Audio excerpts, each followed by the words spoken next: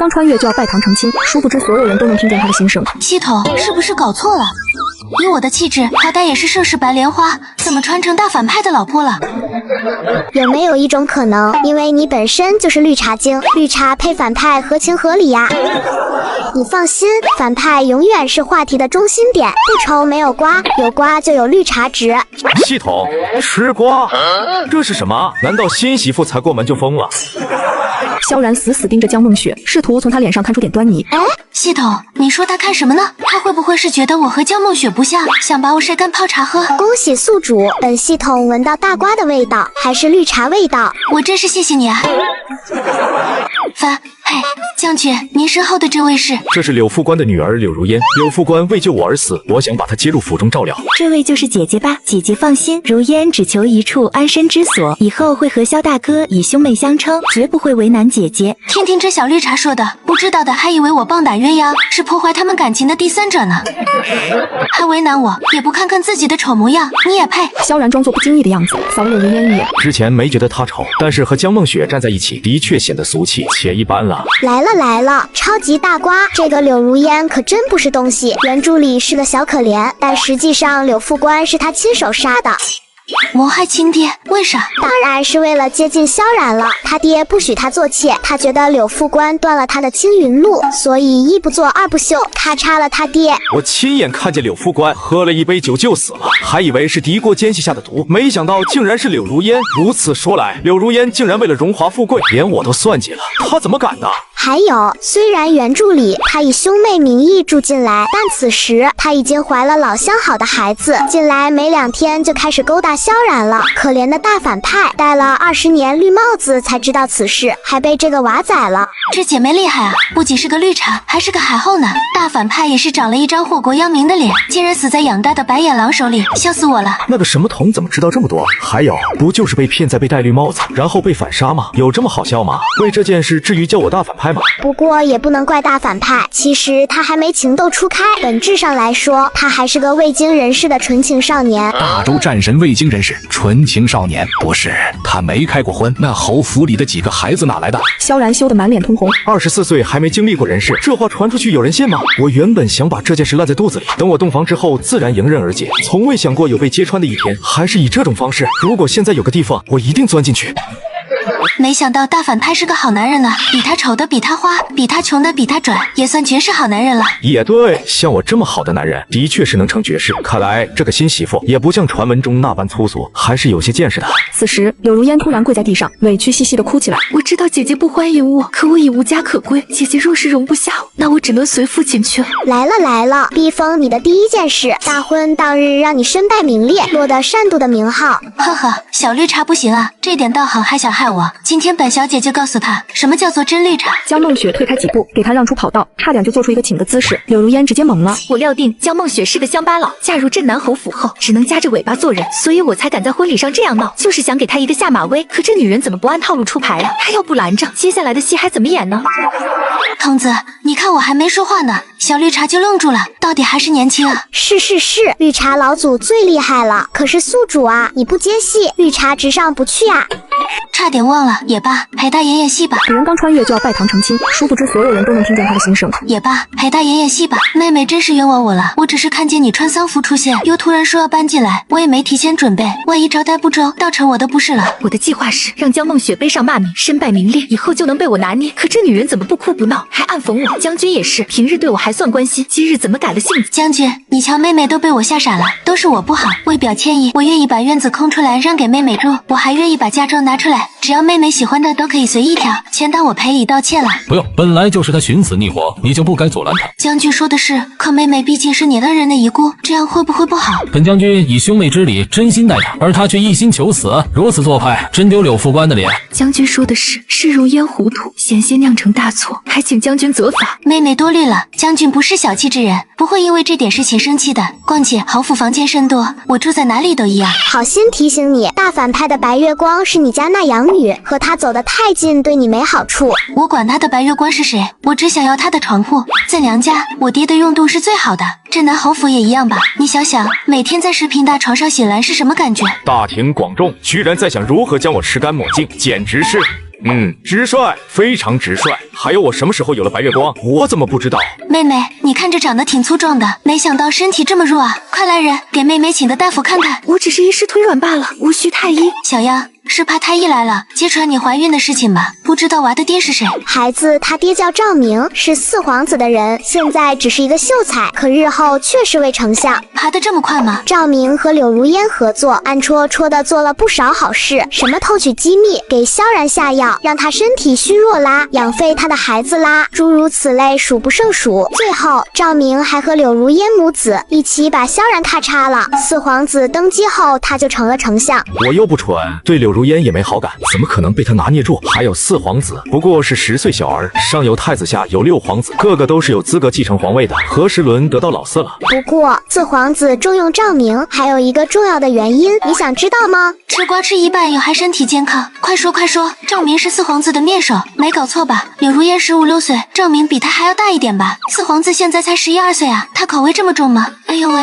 看不出来还是一段忘年恋呢。这算什么？告诉你一个更劲爆的，你知道四皇子为什么要杀大反派吗？功高盖主，还是怕他大权在握，以后谋反？是因为爱而不得。这皇子从小爱慕萧然，他努力夺得皇位，就是想把大反派圈养起来。结果萧然一心都在白莲花身上，压根就没注意到他。看着萧然为爱疯，为爱狂，四皇子心一横，我得不到的，别人也别想得到。然后就在一个夜黑风高夜，安排柳如烟的娃把反派做了。反派死之后，还被做成了干尸，藏在他的密室里。他还把自己的养母也杀了，因为他母妃也喜欢大反派，还想跟他抢大反派的遗体。母子俩为了抢夺大打出手，四皇子亲手杀了他，保住了大反派的尸体，几乎每天抱着大反派睡觉呢。这个四皇子居然抱着干尸睡觉，真是够可以的。顺带说一句，大反派的第一任夫人，那个有名无实的小短命，就是被淑妃暗戳戳弄死的，原因也是嫉妒。当初大反派成亲的时候，她还是个贵人，哭的那叫惊天动地，把肚子里的孩子都哭没了呢。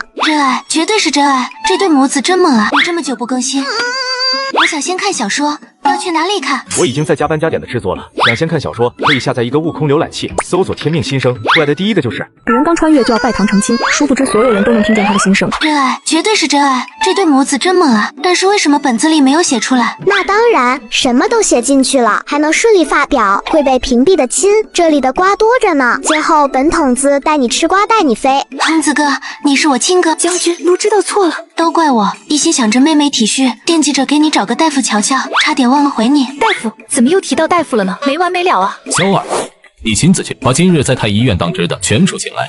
将军不可，快把老爷唤回来。柳如烟，我忍你很久了，平时装柔弱接近我爹爹就算了，如今还动起手来了。他的衣袖也是你能随意拉扯的。还有，我有没有警告你，今天老实点，不许捣乱。昨天还穿得花枝招展，到处转悠，今天就换上了丧服，你想咒谁早死啊？我没有，我知道姑娘文武双全，看不上我，我消失还不行吗？为什么要这样对我？这小姑娘哪来的？长得这么好看，还如此彪悍，很合我的胃口啊！别犯花痴，这是你闺女。我闺女啊，怪不得这么飒呢。等等，萧雨柔，她是祸国妖妃萧雨柔。我正听爹爹的八卦呢，怎么扯到我身上了？还有什么祸国妖妃？我只是长得妩媚了点，好看了点，但除了杀敌以外，连个鸡崽子都没杀过。整个大周我最忠心了，怎么会祸国呢？一看就知道你没认真听八卦。四皇子不是杀了你的便宜老公登基了吗？在之后，萧雨柔委身入宫替父报仇，最后就被做成人棍，泡进酒坛晒了3天，回归天道的怀抱了。我的几个孩子里，就属长女最乖巧懂事，从小跟着我东奔西走，也没过上几天安稳日子，却落得这种结局。四皇子，淑妃，好得很。他想装晕，想用这招躲避太医，顺带往我闺女身上泼脏水，想都别想。太医呢？怎么还没来？我妹妹都快撑不住了。来了来了，老臣已经到了。不，我不需要。不，你需要，非常需要。回将军的话，柳姑娘也有孕2月，臣等下开一些安胎药就行了。天啊，妹妹还没出阁，怎会有孕呢？将军，这本将月前才认识她，孩子不是我的。那难道是爱妹妹真是苦命了？年纪轻轻遇人不淑，将军，我们要多照顾她才是啊。夫人有心了，带她下去。等我找到那个男人，再为他们主婚。童子，是我理解的那个意思吗？反派要切掉赵明的小可爱，让他做太监？不是，你一个黄花闺女，说别人的是小可爱，不会害羞吗？不，应该是送他们在地下团聚的意思吧。大反派人狠话不多，人设挺讨喜。夫人吉时已到，我们拜堂吧。我不要拜堂啊！你这么久不更新，我想先看小说，要去哪里看？我已经在加班加点的制作了。想先看小说，可以下载一个悟空浏览器，搜索《天命新生》，出来的第一个就是。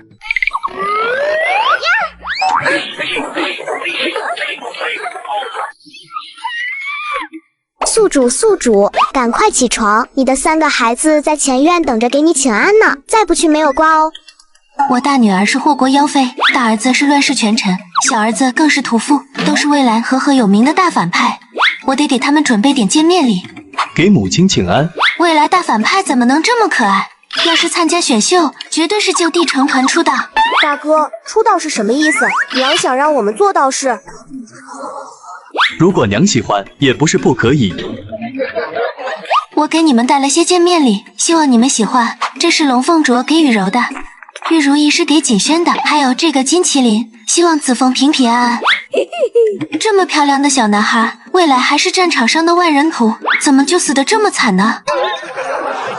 我就说嘛，小爷英明神武，怎么可能是个屠夫？但你死得惨。他在战场上抓了一个女俘虏，为了他不顾世俗力排众议，最后终于娶到了心上人，却在成婚当天被杀，真是命苦。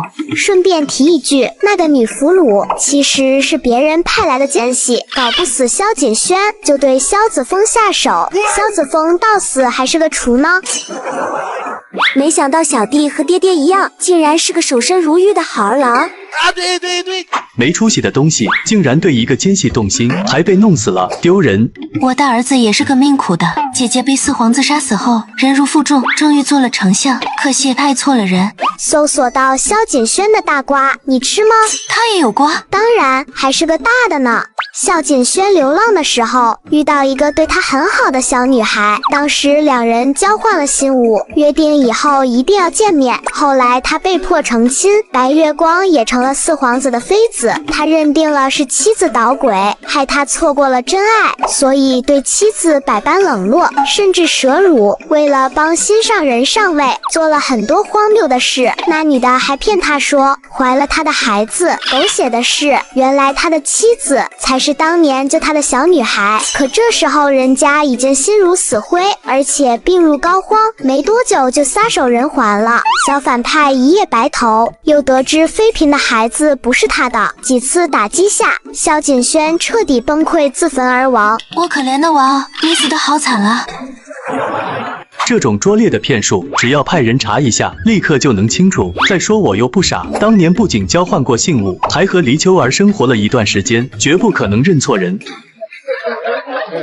在爱情面前，人类的智商几乎为零。我不听，我不听，我不信，我不信，我不信。我懂，我都懂。一家人爆瓜都齐齐整整，真是让人心疼啊！我们一家大反派的确齐整了。我还是不信，以我的智商，怎么可能犯这种错？不过，萧家满门反派本质上都不是坏人，全都是被逼反的。如果能避开那些让他们黑化的事，是不是就能改变他们结局了？理论上是可以，不过有必要吗？宿主别忘了，你只是来吃瓜存绿茶值的，没必要趟浑水。别人刚穿越就要拜堂成亲，殊不知所有人都能听见他的心声。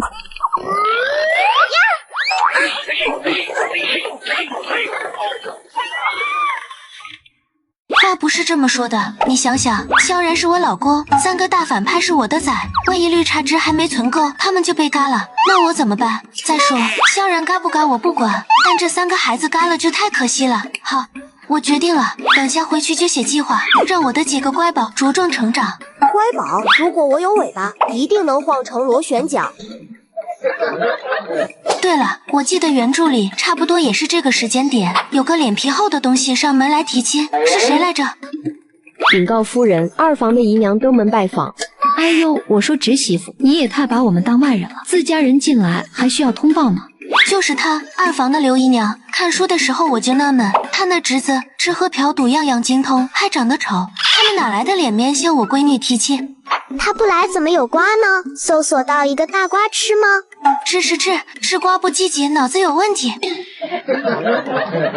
这个刘姨娘原本只是二房正妻的洗脚婢，却趁着夫人怀孕的时候和自己的主人在一起了，还生了个儿子，过得无比滋润。可是那孩子并不是二房家主的，而是刘姨娘和一个送菜生下的。哎呦喂，又是一顶绿帽子。刘姨娘长得不咋的，玩的还挺花。二叔最宠萧逸了，还成天说萧逸才是萧家的重，还想把他捧成镇南侯府的世子。不知道他得知了真相后会是什么表情啊？除了那个送菜的，他还和府上的厨子、小厮、马夫都有一腿。后来生的女儿就是马夫的。二房真热闹啊，凑一凑可以拼2桌麻将了。女大18变，雨柔真是越来越漂亮了。姨娘像你这么大的时候，已经嫁给你二叔了，你也差不多该定亲了吧？这是我侄儿刘东，他现在是7品官了，以后仕途坦荡。你们若是能成亲，岂不美哉？我闺女肤白貌美，大长腿，又是侯府千金，黑皇子都绰绰有余，她怎么敢动这种心思？也不看看自己侄子的长相，不知道的还以为他是癞蛤蟆和臭老鼠生的崽呢，还美哉，想皮吃呢。孩子小脸皮薄，这种事他也不好开口，不如就让我们做大人的商量好了。商量什么？给你侄子铺路吗？他都20了吧？侯爷在他这个年纪已经当上将军了，他却只是个7品官，的确是配不上侯府的门楣。对了，他是考上的吗？是哪一年考上的？是从何人呀？江梦雪，你这话我就不爱听了。我侄子虽然官职不大，好歹也是官呐，只要以后有人提拔，肯定能青云直上。哦，这样啊，那你想找谁提拔呢？我若没记错，你的娘家原本都是包衣奴才，现在是不做奴才了，可也没什么背景资源。二叔自己是个没实权的清闲官，要说提拔，我还真想不出谁能提拔他。小刘啊，你只能靠自己了。等我成粉后，自然会努力上进的。刘大人好志气，那我就预祝刘大人步步高升，飞黄腾达了。夫人，我等尊敬侯爷，才叫您一声夫人，但你也别太拿巧了。满都城谁不知道侯爷的心上人是你妹妹呀？你也就是沾了你妹妹的光罢了。我家东哥人中龙凤，这门好亲事打着灯笼都找不到，您就别挑3拣4了。就他这模样，还需要打着灯笼找，那得多瞎啊！无知妇人，你敢羞辱我？说到羞辱，难道不是你们羞辱我侯府吗？趁我夫君未归，又觉得我是乡下来的好欺负，威逼利诱下就能点头答应你们，然后美滋滋的回去准备婚事。我告诉你们，做吗？就你这模样架势，还想娶我闺女？癞蛤蟆都没你想的美。这只癞蛤蟆竟然觉得我羞辱他，他也配？这个刘东在怡红院里有个叫瑞儿的相好，他花了1000两银子给别人赎身，在南四方买了院子金屋藏娇，瑞儿已经怀了他的孩子了。好人家非娶妻不纳妾，他是想把我闺女娶回去收拾烂摊子啊？可不是嘛，他后面会让瑞儿做平妻，虽然最后娶的也不是你大女儿，可因为这事，孝玉柔的名声变差了，外面都传她悔婚，还说她脚踏2条船，和很多男人有染。要不是因为这事，沈家也不会压着沈公子，不许他来说亲了。给花楼女人赎身，还打算利用我姐姐，还真是只癞蛤蟆啊！母亲说得很清楚了，你们若无其他要事便请回吧。萧锦轩，这就是你对长辈说话的态度，果然是有娘生没娘养。你敢打我？你一个妾室，到我侯府辱骂这里的小主人，为什么不能打？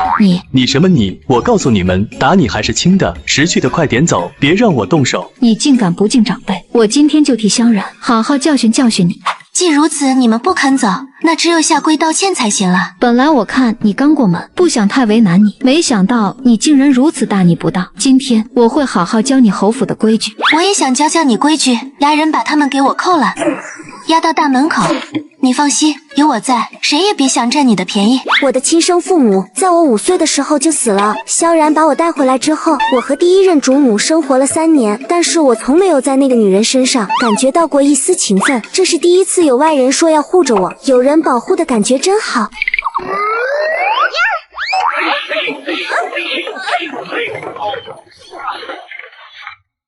我可是镇南侯府的长辈，心腹如此狠辣，做的什么孽呀？我可是当朝七品官，你们敢对朝廷命官动手，我一定会向圣上参你们的。围观的百姓越来越多，很多人都开始指指点点。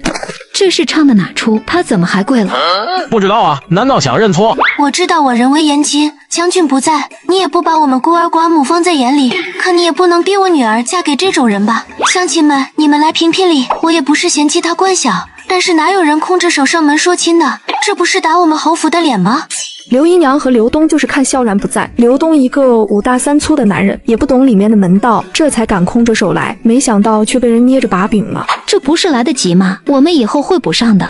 姨娘，虽然你只是二叔的妾室，但却比我大10几岁，我也把你当半个长辈看了。我问一句，当初二叔纳你为妾的时候，也是空着手抬你上去的？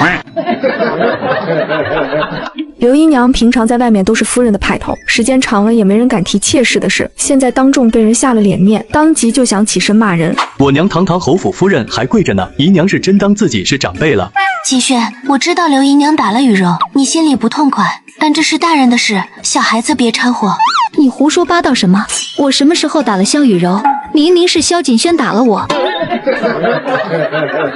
萧雨柔站在门边，眼睛红得跟兔子一样，一声不吭，就好像受尽了万般委屈似的。还得是我大闺女，人美悟性高，就教了她几句，这演技到位。此时一个白衣少年冲上来，你很勇啊！一拳打到了刘姨娘的脸上。少年好巴掌，牛啊！大瓜道，这个人就是沈如风，暗恋萧雨柔的公子。原本因为刘姨娘来闹事，败坏了萧雨柔的名声，而沈家是书香世家，不允许这种人进门，就给沈如风下药，让他和另外一个妹子成了婚。还说相世家呢，这手段和反派有什么区别？系统这关一般般呢。急什么？我还没说完呢。后来，沈如风一直默默注视萧雨柔，为了帮他报仇，还自宫成了太监。自宫啊，少年真是有勇气。后来萧雨柔被处死，沈如风耗尽家产，只是为了给他收尸，可惜天不遂人愿。四皇子不仅拿钱不办事，还把他凌迟了。沈如风死了之后，他的妻子转头就带着儿子改嫁了，还卷走了他剩下的钱，甚至捂死了他的母亲。我以后居然娶了这种毒妇，可能吗？我的牙，你知道我是谁吗？敢对我动手，我今天非扒了你的皮！一个6品官的奴才，敢跑到侯府欺辱人，胆子真是够肥的。堂堂侯府夫人跪你，你也受得起？还有你，不知你官拜几品，父母可尚在？若何种营生？家中又有几口人？可有媒人？可背后里什么都没有，就敢来侯府提亲，是当侯府人善好欺吗？是他说侯爷不管事，新来的主母好拿捏，趁着空档帮我把婚事说定，我才来的，都是他安排的，跟我没关系啊。放屁，明明是他求着来的，而且还答应了花楼的瑞儿，等萧雨柔一过门，马上把他囚在府中，还要给瑞儿端洗脚水呢。流连花楼，还和他们为伍，还让花楼女子怀了孩子，如此不知礼义廉耻的人，和你同朝为官，是我等的耻辱。呸！啥也不是。哎，他怎么知道刘东的事情？完了，不小心说出来了，怎么办？要想人不知厨，非己莫为。瑞儿的肚子都4个月了，走漏风声也正常。你那相好的花楼女子，如今都已怀孕4个月了，你还空着手到侯府提亲，安的什么心？我若是侯爷，知道有人如此侮辱自己的儿女，非把你剥皮拆骨不可。沈公子好提议。那反派怎么杀气腾腾的？糟了，他会不会是觉得我丢脸，想把我也嘎了？合着在这妮子眼中，我是如此不堪吗？母亲、父亲会为你做主的，您别怕。所以大反派是怪我没让他出面。哎呀，怎么有点霸总文的范了？嘿嘿，你刚才说你是我长辈？不，我没有，你听错了。哼，欺软怕硬的东西，刚才在里面还想扇我巴掌呢，现在装什么老白脸呢？看来是本侯许久不在都城，让你出现幻觉了。一个小小的妾室，也敢自称本侯的长辈了？我好歹也是二爷的人，你不能这样凶我。趁我不再欺负我妻女，还想让我给你留面子，把他外衣扒了还给二叔，告诉他再有下次，休怪我不念宗亲情分。哇，系统你看见没有？我老公刚才是不是帅炸了？男友力爆棚！矜持，注意你的绿茶设定不要崩。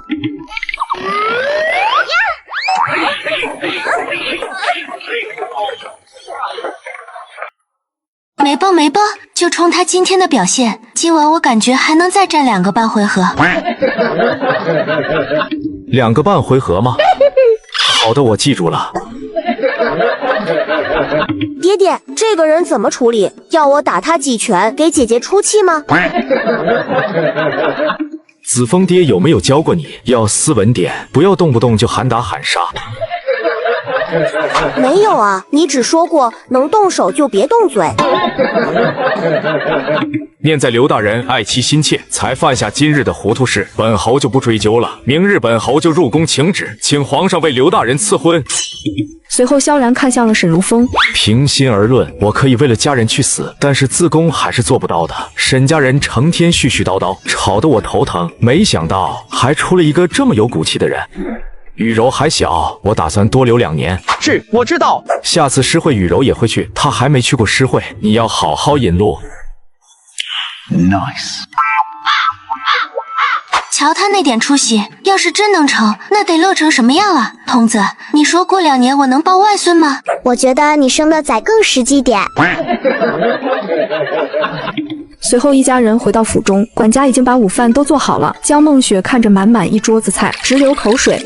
以前都是你们在我头上抛鸟粪，现在终于轮到我报仇了。江梦雪正要动手，翠花小声咳了咳。江梦雪瞬间想起在尚书府的日子，吃饭要用筷子，还要等一家之主动手之后才能吃啊！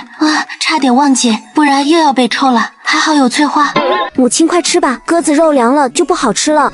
可是大反派武功那么高，抽下去肯定很疼吧？我不想被抽呀。吃吧，自家人没那么多规矩。童子，你说为什么？我心里明明酸酸的，甚至还有点想哭，可却又觉得很开心呢。可能是侯府的鸽子肉太好吃了吧？那些鸽子老坏了，以前欺负我动不了，拿我磨过嘴，现在终于轮到我报仇了。酒足饭饱后，江梦雪来到院子里，找了一张躺椅躺下。母亲院子里风大，当心着凉。没事没事，我就晒晒太阳挺好。我是植物系嘛，总是需要进行光合作用的，多晒晒有益身体健康。小姐，后天您就要回门了，还是早做准备为好。回门需要带礼物吗？按理说是要的，但奴婢担心的是二小姐，您在她手上可是吃了不少亏。我妹妹不就是那个霸占我的身份，还害我被人唾弃的白莲吗？先给你来个醋溜小瓜开开胃，你这个妹妹其实是个黑莲花，到现在为止都已经嘎了12个人了。这是小瓜，那大瓜有多刺激？快快快，给我来个大的！好菜不怕晚，后天你见了你妹妹，我再慢慢的跟你说。你先去准备回门的礼物，记得多带几条咸鱼，有大用。童子怎么说我就怎么做，肯定能吃到大瓜的。回门这天，江梦雪和萧然坐着马车出发，可刚到尚书府门口，就被一位婆子拦了下来。大小姐，您请走这边。这不是我娘身边的王婆吗？今天好歹是我回门的日子，居然让我从小门进去，这是踩着我的脸在地上摩擦啊！大小姐，老夫人和夫人都等着呢，你还是快着点吧，别耽误了时辰。本侯若是耽误了，又当如何？侯爷别生气，都怪我不讨母亲喜欢，才害你一起跟我从小门走。我代母亲给您赔罪。偏心鬼，这下踹到铁板上了吧？大反派可是出名的记仇，我看你们怎么办？看来江安做了尚书后就目中无人了，竟然敢让本侯从小门走，这是把本侯的脸面按在地上摩擦。童子你听，大反派的词都和我想的一模一样。有一说一，你们俩的适配度还挺高。此时王婆已经被吓傻了。江梦雪那边说回门，并没有说侯爷也要来呀。这位可是皇帝的伴读，两人从小亲如兄弟，又手握100万大军，是出了名的杀神。若是知道他也来了，就算借我800个胆子，也不敢让他走小门了。老奴不知侯爷驾到，还请侯爷恕罪。老奴这就给侯爷开门。不知道本侯来就开小门，知道就开大门。如此听来，是单独欺负本侯的夫人？不是的，因为大门正在维修，所以老奴才请大小姐走小门的。我从回来开始就没走过正门，那也是在维修。大门就算是金子做的，也该修好了吧？别人刚穿越就要拜堂成亲，殊不知所有人都能听见他的心声。搞错了，江安为人这么虚伪狡诈，又贪得无厌，这种人留下来真是祸患。众人来到饭桌前，下人已经准备好了饭菜。侯爷，这是府中大厨的拿手菜，您尝尝看。本侯不爱吃鸡。哎呀，是我考虑不周了。但姐姐也真是的，明知道姐夫不喜欢吃鸡，为何不提前说？要是传出去，让别人如何看待我们江家？可我爱吃啊，侯爷你不会介意吧？不介意。江梦云心里越来越不爽，她抛弃的男人居然这么帅气，偏偏被自己送给了江梦雪这个废物，她心里怎么能咽得下这口气？见萧然吃了一口虾，江梦云连忙夹了一个递过去。妹妹，你的筷子上有你的口水，给别人夹菜不好吧？你虽然不是亲生的，但好歹在这里长大，如果让别人看到，只怕会嘲讽江家没规矩了。而且他是你姐夫，还是要避嫌的。是我疏忽了，还望侯爷责罚。那就罚你出去，等我们吃完了再进来收拾吧。啥？让我出去，还让我收拾桌子？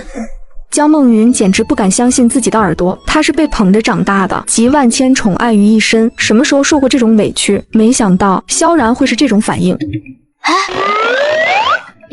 妹妹眼睛怎么红了？是不是被油烟熏的呀？那还是赶紧离席比较好，当心染上红眼病，吃亏的是你自己啊！放屁！熟食怎么可能会有油烟？娘！刘雪以前最疼爱这个女儿，可是现在她只要一看见江梦云，就会想起江安的背叛，心里便有一团怒火蹭蹭的往外冒。梦云，今日是你姐姐姐夫回门的日子，你懂事点，先下去吧。小样，让你顶我使绊子，说教了吧？宿主矜持点，她好歹是你名义上的妹妹。什么妹妹啊？你没瞧见她看大反派的眼神吗？就差把抢男人写在脸上了。刘雪眉头紧锁，当初要嫁给萧然的原本是江梦云，但她却因为不愿意做后娘，还说萧然脾气不好，怕会死在她手里，鬼哭狼嚎的求着不愿意嫁，家里这才让江梦雪去替嫁。这才过了几天时间，她就想和雪儿抢男人了，当真是青楼女子的种。梦云，你还愣着干什么？还不离开？江梦云瞪了江梦雪一眼，起身离开，眼底却闪过一丝怨毒。该死的小贱人，敢让我下不来台，我是绝对不会放过你的。讨厌鬼终于走了，瞬间饭都变香了。别高兴得太早，另一个讨厌鬼马上就要来了。夫人，都是自家人，但说无妨。启禀夫人，老爷回来了，还带了一个人，正在老夫人的院内。我就在正厅待客，江安回来后不来前厅，却直接去了后院，这是什么道理？后院有大瓜，宿主快去吃瓜。娘，你看我光顾着吃了，还没带相公去见祖母呢。祖母最讲究礼节，她会不会怪我啊？明明就是想吃瓜，还说得如此冠冕堂皇，也不知道是像谁。刘雪心里也隐隐不安，她放下筷子，就带着萧然和江梦雪去了老夫人的院子。上次来这里，老妖婆就让我跪了3天祠堂，这次不知道又会生出什么幺蛾子。哎呀，这些年凤儿真是受委屈了，你怎么不早点来找姨母呢？如凤命不好，唯恐惊扰了姨母，故而不敢叨扰。姑姑，这是什么话？您是父亲的表妹，祖母的侄女，咱们就是一家人，以后您就放心住在这，有什么需要尽管和我说，我们一家人齐齐整整的才好。一家人齐齐整整。来了来了，这个女的就是江安的外室，江梦云的亲娘。这些年他们一直暗中往来，老妖婆则为他们打掩护。那老妖婆表面上装成好婆婆，实际背地里到处涂吐槽你娘的不是，败坏她的名声，就是想为以后吞并江家做准备。这次把人接回来也是她的提议，他们准备对你大哥动手了。刘雪如遭雷击，死死地掐着自己的大腿。23年来，她侍奉婆母教养儿女，把所有的精力都放在了江家。没想到他们不仅联合外人窥探江家财产，还想对他儿子动手。2个儿子都是他的命根子，少了哪一个都是要他的命。江安竟然这么狠！本人刚穿越就要拜堂成亲，殊不知所有人都能听见他的心声。听说相公带了亲戚过来，怎么不让我见见？如凤见过姐姐，早就听表哥说姐姐是大家闺秀，气宇不凡。今日一见，果然如此。哦，是才听你说不敢叨扰，那你又是何时从他口中听说的我？我就是客套几句，怎么还抓着不放了呢？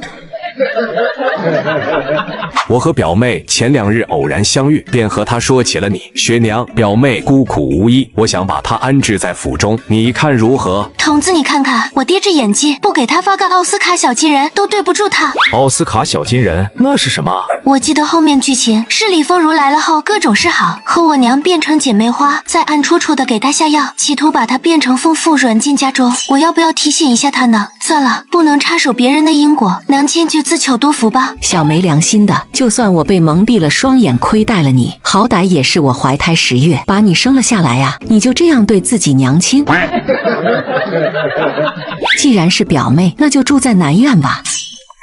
娘，南院可是给客人住的地方，怎么能让家里人住那呢？哦，觉得南院委屈了他呀？那要不要把我的海棠院腾出来，让给他住？娘亲，我不是这个意思。我知道你不是这个意思，娘也只是随口一说。当初雪儿回来，你就提议将她安排在南院。娘想着这表妹难道比雪儿还亲？雪儿能住的，她凭什么住不得？况且我上书府的吃穿用度比外面要好多了，也不委屈她呀。不想孟云竟然反应如此大，看来你和相公的表妹很投缘啊。夫人，我想着虽然雪儿嫁人了，但这里到底是她的娘家，万一她回来看见自己的院子被人占了，难免心里难受。不会，我打算将东篱院给雪儿住。什么？娘，东篱院是我住的地方啊，她若住进去了，那我住哪？孟云，你怎么这么不懂事？雪儿在外面吃了那么多年的苦，回来也没享受几天好日子。如今她虽嫁人了，但她若回来还要住南院。今日我见侯爷对她十分不错，若我们让她受了委屈，侯爷的怒火你们谁担待得起？江安闭口不言，那可是个杀神，谁敢担待？谁又能担待？孟云，你那院子本就是我给雪儿准备的，你也快到出嫁的年纪了，就先腾出来搬到南梨园吧，也好多照顾一下表妹。江孟云哽了半晌，硬是一句话都说不出来。南院是给客人住的地方，这相当于把她流放了。荒谬！那个臭丫头什么斤两我不知道，她要能讨镇南侯欢心，我就抱着木桩绕府跑3圈。既然老夫人如此盛情，那本侯就不阻拦了。小二，去给老夫人挑个轻点的木桩，别让她跑到一半就闪了腰。老夫人没见过萧然，刚要骂人，就被江安一个眼神瞪了回去。侯爷怎么到内院来？也不通传一声，我等也好迎接呀。本侯第一次登门，江家就让本侯走小门，知道本侯不喜素食，又准备一桌草给本侯，本侯哪还敢通报啊？我说大反派的脸色怎么那么差？原来是生气了。我这是帮你出气呢，傻瓜！来人，帮老夫人。哎，你们干什么？松手！儿啊，救我啊！江安，本侯就问你，侯府夫人住东篱院有问题吗？没问题，一点问题也没有。江安冷汗直冒，关起门来，他随便做什么都可以，但在萧然面前，他大气都不敢喘。不过这也是小事，先答应着，等人一走再从长计议。反正他不会让孟云受半点委屈。本侯今晚要和夫人在娘家小住，房间出得来吗？啊，侯爷要在这里小住，这下官也没准备，恐怕无妨，一晚而已，主要是监督老夫人跑完3圈。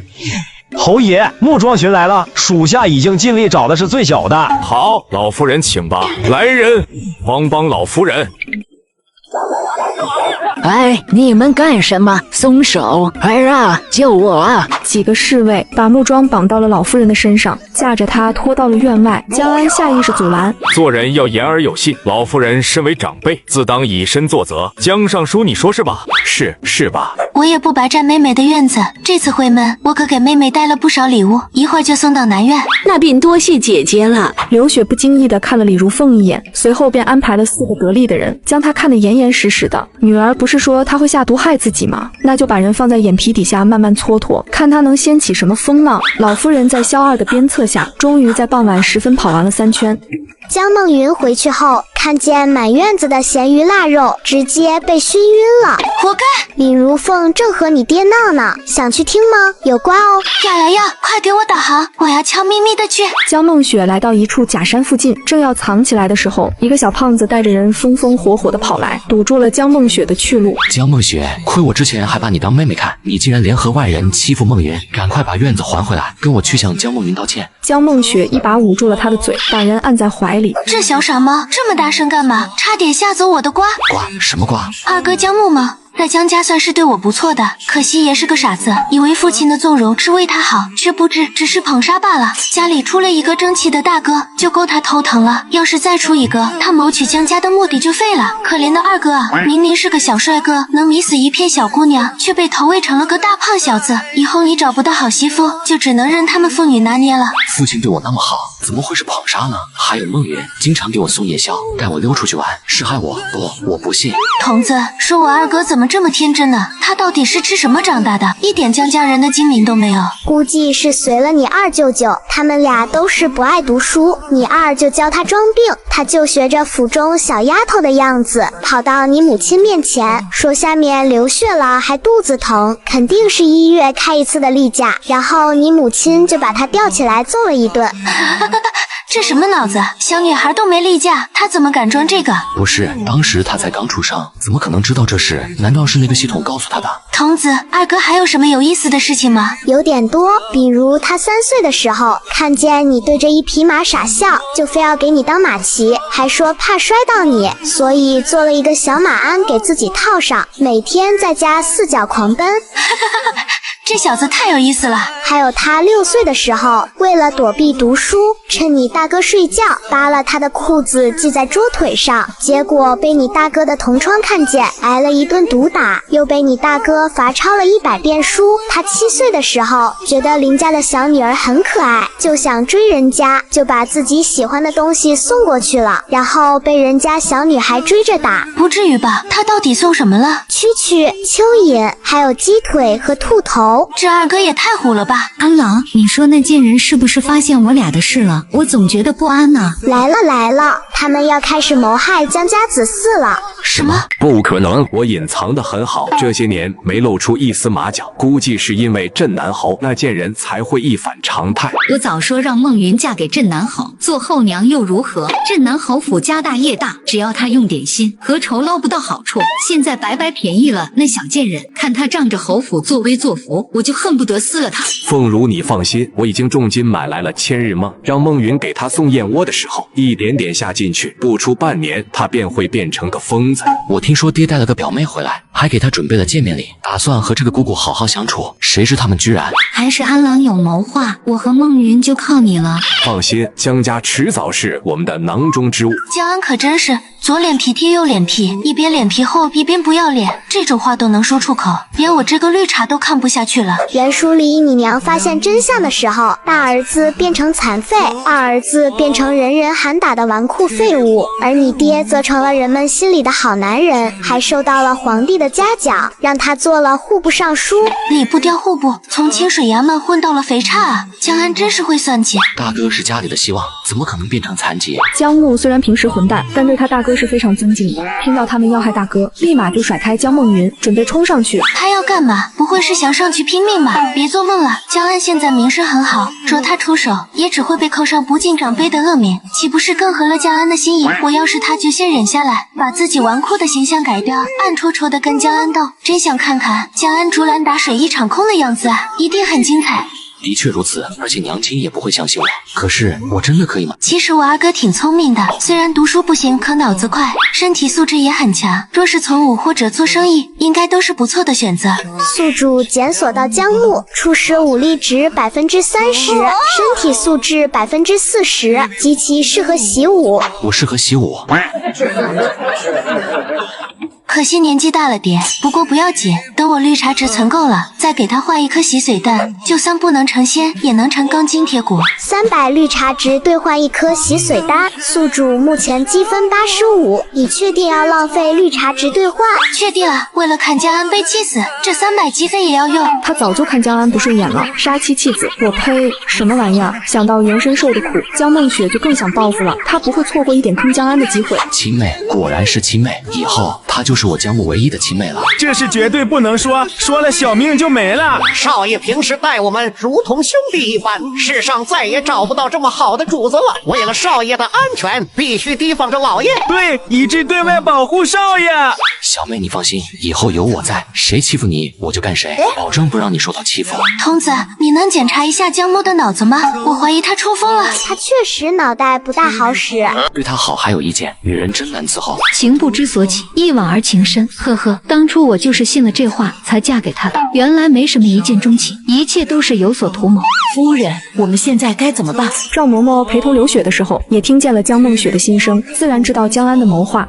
你去给我大哥送信，让他安排最好的武师。等木儿这边开口，我就安排他去学武。按照江木的性子，刚才肯定会冲上去找江安拼命。江梦雪的细胳膊细，肯定拦不住这个小胖子。那就只有一个解释了，儿子也能听见江梦雪的心声，只是老爷这边不知是否同意。一个上门赘婿，由不得他不同意。第二天一早，萧然去上朝，江梦雪在尚书府用饭。江老夫人因为昨天跑晕了几次，现在躺在床上下不来床。江梦云被满院子的咸鱼熏病了，到现在还在吐。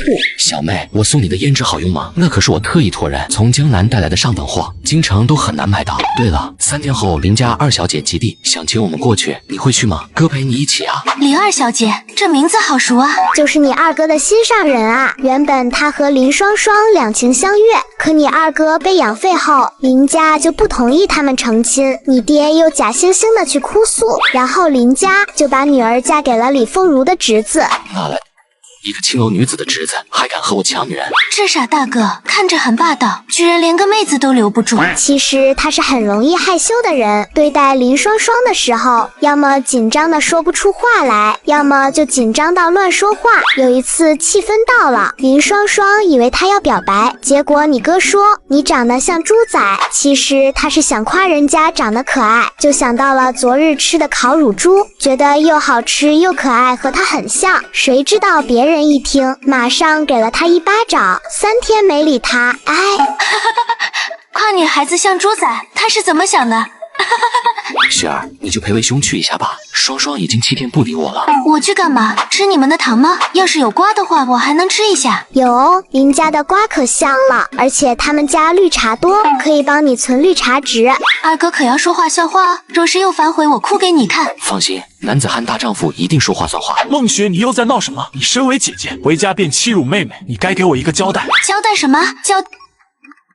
说什么？我没说话呀，大哥，你是不是幻听了？我大哥长得帅，人也聪明，有责任有担当，可惜就是眼瞎。他明明没有说话，我怎么能听到声音？让我猜猜，肯定是江梦云在他面前欲言又止，可是处处都指向我，所以他就来找我麻烦了。不就是哭吗？我也会。大哥许久没回来，连我的婚礼都错过了，怎么刚见面就凶我？妹妹说大哥不喜欢我，看来是真的。我没有，姐姐你怎么胡说八道？我从来没说过这话。可你的行为说了，每次大哥带礼物回来，你都会跟我说你的很贵重，我的不值钱。大哥带我去宴会，你也会跟我说我太丢人，会连累大哥，还说这是大哥的意思，他只是不好跟我开口。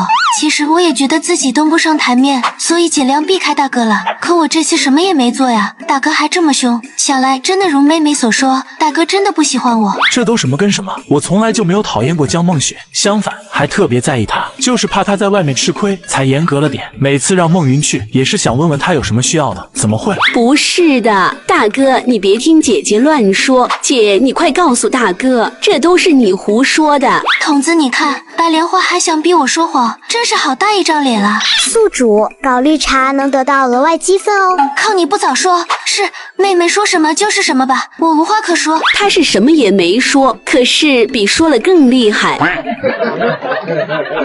以前都是我用这招对付她，现在竟然被这贱人对付了。姐姐这么说那就罢了，你说什么就是什么好了。妹妹放心，以前我不跟你争，以后也不会争的。发簪、衣服、胭脂水粉，只要你喜欢的，尽管拿去就是，我绝无二话。不过其他的东西你都可以拿，唯独相公不行，你可千万别惦记我相公。你什么意思？我什么时候拿你的东西了？又什么时候惦记你相公了？没有吗？可你头上还插着从我这抢走的簪子呢，那是二哥之前送我的，我才戴了1天。你就说和你的裙子很搭，借走以后再也没还给我，我害怕你以后来找我接相公。别人刚穿越就要拜堂成亲，殊不知所有人都能听见他的心声。之前我还问过江梦云，但他却说是江梦雪嫌弃簪子要丢掉，他觉得太可惜才要过来的，没想到竟然是这样。还有你的耳坠，那是我回家第1天大哥送我的，我还没舍得戴，你说不适合我就用一个簪花给我换了。其实我还挺舍不得的。这对耳坠是我千挑万选，花了700多两买来的珍品，竟然被江梦云用一个不值钱的簪花换了。而且他当时还说是江梦雪觉得他太小气，不喜欢才送给他的。如此说来，江梦云一直在骗我。姐姐，明明是你自己嫌弃才给我的，你怎么能颠倒黑白这么说我呢？大哥，你要为我做主啊！我嫌弃？出家之前，我全身上下加起来还不到20两银子呢，几百两一个的东西还轮得到我嫌弃？他不嫌弃我就不错了。对啊，他之前的穿着也就比下人好一丢丢，我怎么会让亲妹妹穿得这么寒酸呢？真是该死！而且妹妹既没有过生日，也没有什么值得送礼的日子，我送1、2件就算了，能送18件，我回来也才3个月，平均1个月送出去6件，自己穷的在院子里种菜，却把东西全给了别人，这可能吗？我又不傻，但我也没有责怪妹妹的意思，毕竟我的这门婚事原本是你的，谁成想侯爷对我如此之好，我也懂得妹妹的良苦用心了。什么良苦用心啊？你不就是想让我学会勤俭节约，以免让侯府的人瞧不起我吗？不过侯爷待我极好，几个孩子也孝顺懂事，我这身行头就是他们给我置办的。看着江梦雪身上价值千金的衣服，江梦云差点喷出一口老血，这一切原本应该是他的。哼，让你抢我东西，让你眼瞎，遭报应了吧？恭喜宿主把白莲花气得半死不活，系统奖励绿茶值3个点，积攒10个点。才10个点，江梦云不行啊！我这么努力，居然没把她气出毛病。小丫头有必要如此吗？未免太狠毒了吧！要300绿茶点才能给二哥兑换洗髓丹，我要再加把火才行啊！原来是为了二弟，我妹妹还真是善良。大哥，人家其实好喜欢那对耳坠的，听说是孤品，以后想买都难，我还伤心了好久。既然如此，梦云，你把东西还给梦雪吧。大哥，那是姐姐送我的，你为什么不相信我呢？不愧是白莲花，哭得都这么好看，可她哪来的脸说这种话？你忘了，她本来就没脸。江梦云之前把你哥的古画弄坏了，又在江无心面前阴阳怪气，让他认为是你弄坏的，你还被罚跪10个时辰。哼，那是我的膝盖差点废了，这时大哥也有错，我要不要恶心他一下？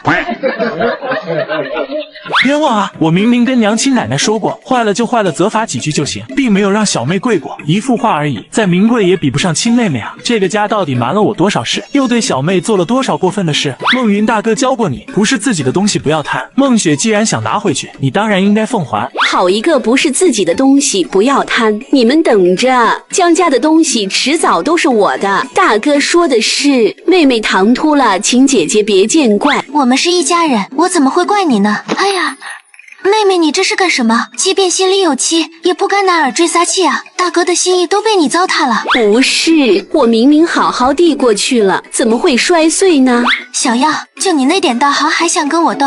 做梦！这妹妹也太腹黑了吧！放屁！明明是你没接住，还敢冤枉我，小贱人！别以为有侯府给你撑腰就了不起，这里是江家，容不得你放肆！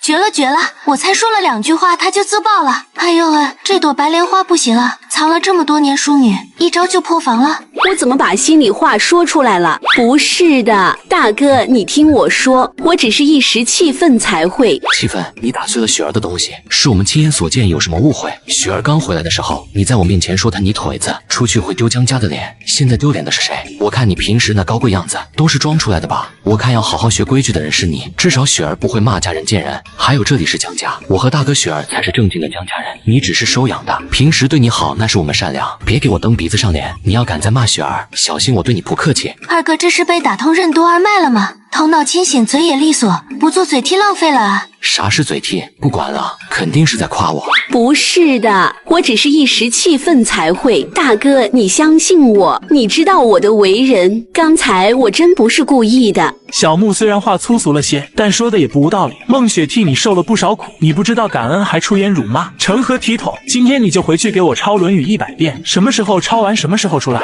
这都是怎么了？大哥居然罚我了！还愣着干什么？大哥的话你没听见吗？还不回去？我猜现在他心里肯定在呐喊：江梦雪，你给我等着，我不会放过你的。恭喜宿主绿茶值又增加50点，这个速度下去，要不了多久就能给二哥兑换吸髓丹了。就是不知道他要是成了武道宗师，会不会又变傻了，反过来帮江梦云欺负我。还有我大哥，聪明的时候是挺聪明，傻的时候也得真傻。这一次不知道他能不能躲过暗算哦。什么？有人要暗算我？梦雪，之前是大哥的错，我给你赔不是。大哥买了醉云楼最好的茶点，你要吃吗？正好口干舌燥，肚子也饿了，吃茶点也挺不错。筒子，是我的错觉吗？我怎么觉得他瞪我了？不是错觉，茉莉是江梦云的人，他看见你来了，肯定不开心啊。江梦云只是府中小姐而已，怎么可能有这种能力往我院子里安插眼线？你大哥是重点培养对象，他们先派人监视，企图掌控，后来发现行不通才下手害他的。他们除了江梦云还有谁？我爹这个死渣男，为了钱财和地位，竟然连亲生儿子都不放过，大忌！刚出炉的还没凉透，你尝尝。谢谢大哥。